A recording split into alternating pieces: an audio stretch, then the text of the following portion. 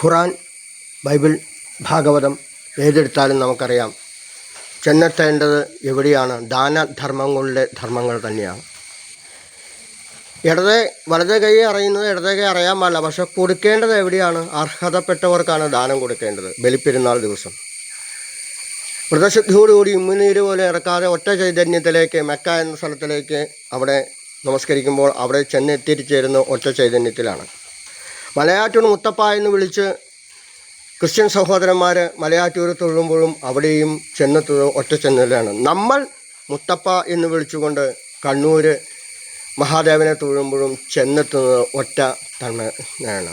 സക്കാത്ത് നൽകാത്ത നിസ്കാര തയമ്പന് പടച്ചോൻ കാക്കൂല, സംശയമൊന്നുമില്ല. അമിതമായ രീതിയിൽ ആഘോഷങ്ങളോടുകൂടി അമിതമായ രീതിയിലുള്ള അഡ്വാൻസ്ഡ് ആയിട്ടുള്ള വണ്ടികളിൽ നടന്ന് അഡ്വാൻസ്ഡ് ആയിട്ടുള്ള രീതിയിലുള്ളതായ ഹോട്ടലുകൾ കയറി അഡ്വാൻസ്ഡ് ആയിട്ടുള്ള രീതിയിലുള്ള ഡ്രസ്സുകൾ വാങ്ങിച്ച് ജീവിതമാർഗം അത് നബി പറഞ്ഞിട്ടില്ല. ഏറ്റവും ലളിതമായ രീതിയിൽ എങ്ങനെ ജീവിക്കാൻ കഴിക്കുന്നോ ആ കഴിക്കുന്ന രീതിയിൽ എൻ്റെ കൂടെ ഒരേ ബെഞ്ചിലിരുന്ന് പഠിച്ചതായ മുഹമ്മദ് ഫൈസൽ ഇന്ന് പോസ്റ്റ് ഇട്ടിട്ടുണ്ട്. ഈ രീതിയിലുള്ളതായ സന്ദേശങ്ങൾ നൽകി. ഞങ്ങൾ ഒരേ ബെഞ്ചിൽ നിന്ന് പഠിച്ചതാണ് മുഹമ്മദും ഞാനും. അദ്ദേഹം ഏതാണെന്ന് ഞാൻ സാഹിത്യവും. അപ്പം മുഹമ്മദ് ഫൈസലിൻ്റെ ഇന്നൊരു പോസ്റ്റ് ഞാൻ ഇട്ടിട്ടുണ്ട്. അത് ഞാൻ പടമായിട്ട് അവിടെ ഷെയർ ചെയ്തിട്ടുണ്ട്. അതാണ് ഉദ്ദേശം എന്ന് വെച്ചാൽ, അപ്പോൾ ദിനു നമ്മുടെ ഗ്രൂപ്പിലും നമ്മുടെ സ്നേഹത്തിലും ദിനു അദ്ദേഹത്തിൻ്റെ ശാരീരിക അസ്വസ്ഥതകളെ ഒന്നും തൃണവൽക്കരിച്ചിട്ട് കിട്ടുന്നതിൻ്റെ 30% 30% അദ്ദേഹം ദാനധർമ്മങ്ങളൊക്കെ ചെയ്യുന്നുണ്ടെങ്കിൽ അത് തന്നെയാണ് വേണ്ടത് എന്നർത്ഥം. ബലി ഭാഗവതത്തിൽ ബലി എന്ന് പറയുന്നുണ്ട്. അപ്പോൾ ബലിപ്പെരുന്നാളായിട്ട് ബന്ധമുണ്ട്. മഹാബലി എന്ന് പറഞ്ഞാൽ ബലി എന്ന് പറഞ്ഞു കഴിഞ്ഞാൽ ബലി നൽകുക എന്നർത്ഥം. പരിപൂർണ സമർപ്പണത്തിന് ബലി എന്ന് പറയാം. മഹാബലി എന്നാൽ പിന്നെ എന്തുകൊണ്ടാണ് ബാവു ബലി എന്ന് പറയാറില്ലേ? ബാവുവിന് ആർക്ക് സമർപ്പിക്കുന്നത്? പിതൃക്കൾക്ക് സമർപ്പിക്കുന്നതിന് ബലി എന്ന് പറയുന്നു. അപ്പോൾ മഹാബലി എന്ന് പറഞ്ഞാലോ ഭഗവാനെ എല്ലാം സമർപ്പിച്ചത് ആ വിന്ധ്യാവലിത്തതാകരണേ. ആ വിന്ധ്യാവലി ദേവി അവിടെ വന്നുകൊണ്ട് കൊടുത്തോളൂ എന്ന് പറഞ്ഞു. നമ്മളാണെങ്കിൽ എന്ത് പറയും?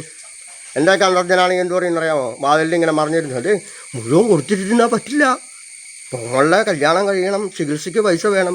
വിന്ധ്യാവലിക്ക് അറിയാം എന്തോന്നാ ഇദ്ദേഹത്തിന് കൊടുത്തു കഴിഞ്ഞാൽ 1000 ഇരട്ടി 10,000 ഇരട്ടി തിരിച്ച് കിട്ടുന്നറിയാം. അങ്ങനെ ബലി അവിടെ ബലിയെ അനുഗ്രഹിക്കാനായിട്ടും വലിയ 14 ലോകങ്ങൾ നിറഞ്ഞ അത്യധിഷ്ഠ ശാങ്കുലം, പിന്നീട് കാരണജലം 4 അങ്കുലം മുകളിൽ കാരണജലം താഴത്തേക്ക് ഒഴുകി. അത് എവിടെ ചെന്ന് പതിച്ചു? ആ കാരണജലം വന്നു കഴിഞ്ഞാൽ 14 ലോകങ്ങളും നിമിഷങ്ങൾ കൊണ്ട് നശിക്കും. അത്രയ്ക്ക് സ്പീഡാണ് ജലത്തിന്. അതാണ് ഉരുൾപൊട്ടൽ മുതലായവരെ നമ്മൾ ഉണ്ടാവരുതെന്ന് പ്രാർത്ഥിക്കാൻ. ഏറ്റവും കൂടുതൽ പവറുള്ളത് എന്താ? വെള്ളവും ഇടിമിന്നലാണ്. ഇടിമിന്നൽ ഒരൊറ്റ മിന്നൽ മിന്നിയാൽ മതി. ചിലപ്പോൾ വിദേശത്തൊക്കെ കാണാം മരങ്ങൾ പോലും ഇല്ല, കരിഞ്ഞ് ചാരം പോലും കിട്ടുന്നില്ല എന്നർത്ഥം. അപ്പോൾ വെള്ളത്തിൻ്റെ ശക്തിയും ഇടിമിന്നലിൻ്റെ ശക്തിയും പ്രകൃതി ശക്തിയും നമ്മൾ നിയന്ത്രിക്കാൻ പറ്റില്ല. അപ്പോൾ നമുക്ക് അങ്ങനെയുള്ളതായ വെള്ളത്തിൻ്റെ ഒഴുക്ക് എവിടെ ചെന്ന് ചേർന്നു? അവസാനം ലോകത്തെ രക്ഷിക്കാനായിക്കൊണ്ട് മഹാദേവൻ്റെ തലയിൽ മഹാദേവൻ എന്ത് ചെയ്തു? ഈ ഒഴുക്ക് തലയിൽ തിരിച്ചടയിൽ കൃത്യമായ രീതിയിൽ തന്നെ ചുറ്റി ചുഴിയായിക്കൊണ്ട് പതുക്കെ സ്പീഡ് കുറച്ച് നമുക്ക് അനുഗ്രഹമായിക്കൊണ്ട് ഗംഗാപ്രവാഹമായിക്കൊണ്ട് കുറേ സ്ഥലത്ത് നമ്മൾ പോയിട്ടുണ്ട്, ഗംഗയിലൊക്കെ പോയിട്ടുണ്ട്. അവിടെ നമുക്കറിയാം കുറേ സ്ഥലത്ത് ഇല്ല, കുറേ സ്ഥലത്ത് ഗംഗ കാണാനില്ല. അത് കഴിഞ്ഞ് ഒഴുകുന്നതിന് ഏറ്റവും നിർമ്മലമായ ഒഴുക്കാണ്. ഇത്രയും കിലോമീറ്റർ എവിടെയാണ്? ഭൂമിക്ക് അടിയിലൂടെ ഒഴുകുന്ന ഗംഗാപ്രവാഹം. സ്വരരാഗ ഗംഗാ പ്രവാഹമേ സ്വർഗീയ സായുജ്യ സാരമേ നിൻ പ്രേമ ഭിക്ഷയ്ക്കായി തുളസി ദളമാണു ഞാൻ എന്നൊരു കവി പാടിയ പോലെ, ഒരു സിനിമയിൽ പാടിയ പോലെ നമുക്കറിയാം. ലോകത്തിൻ്റെ മുഴുവൻ നന്മയായിക്കൊണ്ട് മഹാദേവൻ പിന്നീട് അത് ഒഴിക്കുക. അതാണ് ഈ മഹാദേവൻ്റെ അമ്പലങ്ങളുടെ പരിപൂർണ പ്രദക്ഷിണം മാറാനുള്ള കാരണം. എന്താണ്? ഗംഗാപ്രവാഹത്തെ തടയാൻ പാടില്ല. അതിനോടൊപ്പം ഗംഗാ തീരത്തോടുകൂടി ആരെങ്കിലും പോകുന്നു കൈലാസത്തിലേക്ക്. എങ്ങനെ പോകുന്നു? കൈലാസത്തിലേക്ക് നടന്നു പോകുന്നു. അപ്പോൾ എന്ത് ചെയ്യും? അങ്ങോട്ടുള്ള ഗംഗാപ്രവാഹവും ഇങ്ങോട്ടുള്ള ഋഷിമാരുടെ പ്രവാഹം ഇത് മുറിയാൻ പാടില്ല. അതുകൊണ്ടാണ് ഓവ് മുറിയരുത് എന്ന് പറയുന്നത്. ബാക്കി എല്ലായിടത്തും ഓവ് മുറിയില്ലേ? മഹാദേവൻ്റെ ഒഴിച്ച് എല്ലാത്തും ഓവ് മുറിഞ്ഞല്ലേ പ്രദക്ഷിണം വയ്ക്കുന്നത്. മഹാദേവന് ഓവ് മുറിഞ്ഞു കഴിഞ്ഞാൽ ഗംഗാപ്രവാഹം തടസ്സം വരും. പിന്നെ ഋഷിവര്യന്മാരുടെ യാത്ര തടസ്സം വരും എന്നർത്ഥം. അപ്പോൾ തടസ്സം വരാൻ പറ്റില്ല. അപ്പം നമ്മളൊക്കെ എന്ത് ചെയ്തിട്ടുണ്ടെന്നർത്ഥം? 2 രീതിയിലാണ് എഴുതി കൊടുത്തിരിക്കുന്നത്. സേവാഭാരതി അതുപോലെ തന്നെ മറ്റ് DYFI, ഏതാ സംഘം, RSS, എല്ലാവരുടെയും, കോൺഗ്രസ്, എല്ലാവരും വന്നപ്പോൾ നമ്മൾ എഴുതി കൊടുത്തിട്ടുണ്ട് ശരീരം 3 മണിക്കൂറിനുമ്പം സുഞ്ചി മാങ്കുളത്തിൻ്റെ ശരീരം ഏതെങ്കിലും അവയവം ആർക്കെങ്കിലും പ്രയോജനമുണ്ടെങ്കിൽ അത് ചൂഴ്ന്ന് എടുത്തോണം എന്ന് ഒരർത്ഥത്തിൽ എഴുതി കൊടുത്തിട്ടുണ്ട്. എന്തെങ്കിലും ബാക്കി വരുന്നുണ്ടെങ്കിൽ പരമാവധി എടുത്തോളം. ഞാൻ എടുത്തിട്ടുണ്ട്, വെൺമണി ഭവദാസ് കൊടുത്തിട്ടുണ്ട്, ഉത്തമന് കൊടുത്തിട്ടുണ്ട്. ഞങ്ങൾ ഒരുപാട് പേര് പുണ്യത്തുള്ള ഒരുപാട് രാഷ്ട്രീയ, ജാതി, മത, വർഗ രാഷ്ട്രീയ ഭേദമന്യേ എല്ലാവർക്കും എഴുതി കൊടുത്തിട്ടുണ്ട്. അപ്പം നമ്മളുടെ കാലശേഷം നമ്മളുടെ ഒരു അവയവം ലോകത്തിന് പ്രയോജനം ചെയ്യുമ്പോൾ കണ്ണാണെങ്കിൽ എൻ്റെ കണ്ണിലൂടെ ലോകത്തിന് വീണ്ടും ജ്ഞാനം ഉറാൻ ആ കണ്ണിന് സാധിക്കും.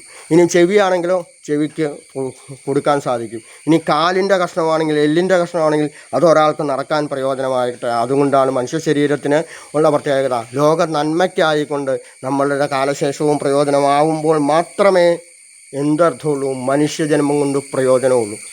അപ്പോൾ നമ്മളുടെ ഒരു മുടിയുടെ മതി. ചിലപ്പോൾ മുടി ആവശ്യമുണ്ടാവും. ചില പേഷ്യൻസിനൊക്കെ മുടി ആവശ്യം, മുടിയുടെ കഷ്ണമാണെങ്കിലും കൊടുക്കാൻ പറ്റിയാൽ അത് പുണ്യമായിട്ട് തീരണം എന്ന് പ്രാർത്ഥിക്കുമ്പോൾ തന്നെയാണ് ഒരു പൂജകനോ അല്ലെങ്കിൽ ഒരു തന്ത്രിയോ വിജയിക്കുള്ളൂ. അപ്പം ലോകത്തെ മുഴുവൻ സ്നേഹിക്കാൻ പറഞ്ഞിരുന്നതായ പുരാണ ശാസ്ത്രങ്ങളെല്ലാം ചെന്നെത്തുന്നത് ഒന്നിലേക്കാണ്. എന്താണ്?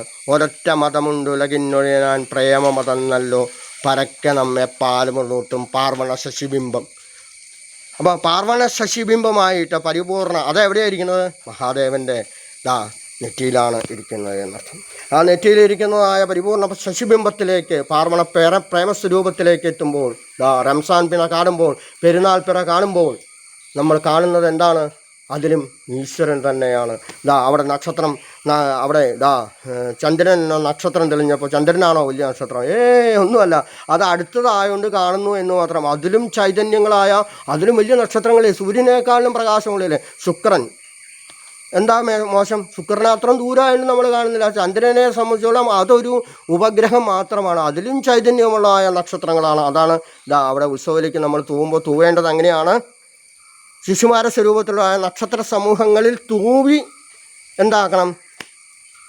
ഓം എന്നുള്ള ആകൃതിയോടുകൂടി സാമ്യമുള്ളതായ മുതല. അങ്ങനെയാണ് ആ മുതലയുടെ വാല്. ചുറ്റൂരൊക്കെ നമ്മൾ തൊഴുമ്പോൾ കുരിയകടൊക്കെ നമുക്ക് ഒരു മുതല ഇങ്ങനെ വാല് വളച്ചിട്ടാണ് ആ കല്ലിൻ്റെ അവിടെ നമ്മൾ ശരിക്കും തൂവിയാണ് അത് ശിംസുമാര സ്വരൂപത്തിൽ ഓം എന്നുള്ള രീതിക്ക് സമാനമായ രീതിയിലുള്ള മുതല.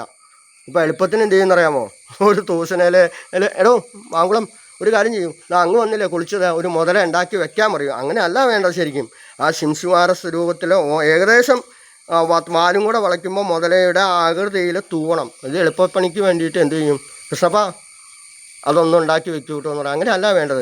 ആ തൂവണ സമയത്ത് തൂവി തന്നെ, നക്ഷത്ര സമൂഹങ്ങൾക്ക് തൂവി തന്നെ. ഇവിടെ തൂവിയിരുന്നു, സംശയമൊന്നുമില്ല. കാരണം അതിൻ്റെ അവശിഷ്ടങ്ങൾ അവിടെ ഒരു കുഴപ്പവുമില്ലാതെ അവിടെ എല്ലാവർക്കും അവിടെ ഡാമി, മാഹേഷ്, കൗമാരി മുതലായവരുടെ ബിംബങ്ങൾ ഇപ്പോഴും കിടക്കുന്നുണ്ടെന്നർത്ഥം. അത് നമുക്ക് പറയാനൊരു മടിയില്ല. ഇപ്പോഴും അവശേഷിക്കുന്നതായ, അതായത് ഉത്സവങ്ങൾ നടന്നിരുന്നതായ ഒരു ക്ഷേത്രം നമുക്കറിയാം. ഉത്സവ ബലികൾ നടന്നിരുന്ന ക്ഷേത്രം, വലിയ ഉത്സവങ്ങൾ നടന്നിരുന്ന ക്ഷേത്രം എത്രയോ കാലഘട്ടം, 3000 വർഷം പഴക്കമുള്ള ആ ക്ഷേത്രത്തിൽ ഇപ്പോഴും ഒരു കുഴപ്പവുമില്ലാതെ, ഒരു അല്പം പോലും ഒരു തേയ്മാനം പറ്റാതെ ഇതിന് ഈ ഇതുകളുണ്ടെങ്കിൽ സംശയമൊന്നുമില്ല. ഒരു കാലത്ത് ഉജ്ജ്വല ചൈതന്യത്തോടു കൂടിയിരുന്നതായ ഒരു ക്ഷേത്രം നമുക്ക് മടി കൂടാണ് പറയാൻ പാടില്ല. വൈദേശിക ആക്രമണത്തിൽ തകർന്നതായ, വിദേശികളുടെ ആക്രമണത്തിൽ തകർന്നതായ, നമ്മുടെ സംസ്കാരത്തെ തകർക്കാമെന്നതായ ഒരു സമൂഹത്തെ നമ്മൾ അഭിമാനത്തോടെ പറയുന്നു, ഞങ്ങൾ തോൽക്കില്ല. എത്ര തന്നെ നശിപ്പിക്കാൻ ശ്രമിച്ചാലും വീണ്ടും പൂർവാധികം ഭംഗിയായി, പൂർവാധികം ഐശ്വര്യത്തോടുകൂടി നമ്മുടെ നാട് തിരിച്ചു വരും. നമ്മളുടെ ഓരോ ക്ഷേത്രങ്ങളും തിരിച്ചു വരും. നമ്മുടെ ഓരോ സംസ്കാരവും തിരിച്ചു വരുമെന്ന് ഓർമ്മിപ്പിക്കുമ്പോൾ എവിടെയാണോ ആക്രമണത്തിൻ്റെ പേരിൽ ചില ദേവരൊന്നും വടക്കോട്ടൊക്കെ ചെന്ന് കഴിഞ്ഞാൽ ചില ദേവരൊന്നും കാലില്ല, കൈയില്ല, കഴുത്തില്ല. എന്നിരുന്നാൽ പോലും ഒരു ചൈതന്യത്തിനും ഇവിടെ കുറവില്ല. ഒരു സ്ഥലത്തും ചൈതന്യത്തിന് കുറവില്ല. അങ്ങനെ വൈദേശിക ആക്രമണങ്ങളെ അല്ലെങ്കിൽ ജാതി മത വർഗഭേദവിനെ ആക്രമിക്കപ്പെട്ടിട്ടുണ്ടെങ്കിൽ അതിൻ്റെ പൂർവാധികം സക്രിയമായി തിരിച്ചു വരും. എല്ലായിടത്തും ചൈതന്യം നിറയും. ലോകം മുഴുവനും ചന്ദ്രൻ്റെ പ്രകാശം പരിപൂർണമായിട്ട്, ഭഗവാന്റെ പ്രകാശം, മഹാദേവൻ്റെ ശിരസിലിരിക്കുന്നതായ, അല്ലെങ്കിൽ തൃക്കണ്ണ്, ഒരു കണ്ണ് സൂര്യനും ഒരു കണ്ണ് ചന്ദ്രനും ഒരു കണ്ണ് അഗ്നിയുമാണ്.